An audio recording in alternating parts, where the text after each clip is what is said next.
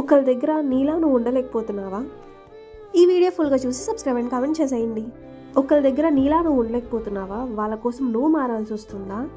వాళ్ళ కోసం నువ్వు ఎఫర్ట్స్ పెడుతున్నావా? వాళ్ళ నుంచి ఏ ఎఫర్ట్స్ కనిపించట్లేదా నీకు? ఎప్పుడైతే ఆ వేరియేషన్స్ ఆర్ డిఫరెన్సెస్ నీకు కనిపించాయో ఆ క్షణం నుంచి నువ్వు ఆ మనిషిని వదిలే. అది నీ ఫ్రెండ్ అయినా ఉండొచ్చు, నీ పార్ట్నర్ అయినా ఉండొచ్చు, అవసరం లేదు నీకు. ఎందుకంటే వాళ్ళు ఆల్రెడీ నేను లైట్ తీసుకున్నారు. అది నీకు అర్థం కావడానికి ఇంత టైం పట్టింది అంతే. వాళ్ళు ఎఫర్ట్స్ పెట్టట్లేదు అంటే వాళ్ళు నేను ఆల్రెడీ లైట్ తీసేసుకున్నారు. వాళ్ళు ఈ ఎఫర్ట్స్ వేరే చోట పెడుతున్నారని అర్థం చేసుకోవాలి. నువ్వెందుకు వాళ్ళ కోసం అంతా వెయిట్ చేయాలి? నువ్వెందుకు వాళ్ళ కోసం ఏడవాలి? నువ్వెందుకు వాళ్ళ కోసం బాధపడాలి?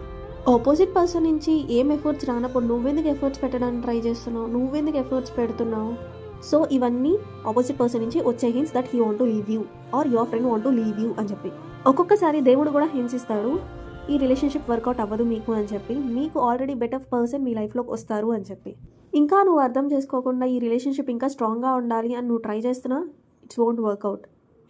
ఇంకా మీ కర్మ, ఎవ్వరు ఏం చేయలేరు మిమ్మల్ని. కానీ ఇలాంటి సిచ్యువేషన్స్లో మీ హెల్త్, మీ మెంటల్ హెల్త్ బాగా చూసుకోండి. ఎందుకంటే మీ లైఫ్లో మీ హెల్త్ కన్నా మోస్ట్ ఇంపార్టెంట్ పర్సన్ కానీ మోస్ట్ ఇంపార్టెంట్ కానీ ఏమీ ఉండవు. ఎప్పుడు మైండ్లో ఒకటి ఫిక్స్ అవ్వండి దట్ మీ ఫ్యామిలీ తర్వాత మీ హెల్త్ తర్వాత ఎవరైనా అని చెప్పి. ఎవరైనా మీ లైఫ్లో మిమ్మల్ని స్ట్రెస్కి తోస్తున్నా, టెన్షన్కి తీసుకెళ్తున్నా వాళ్ళు మీ మంచి కోరుకోవట్లేదని అర్థం. ఓకేనా? అప్పుడు మీ హెల్త్ మీకు చాలా important. Do like, share and subscribe.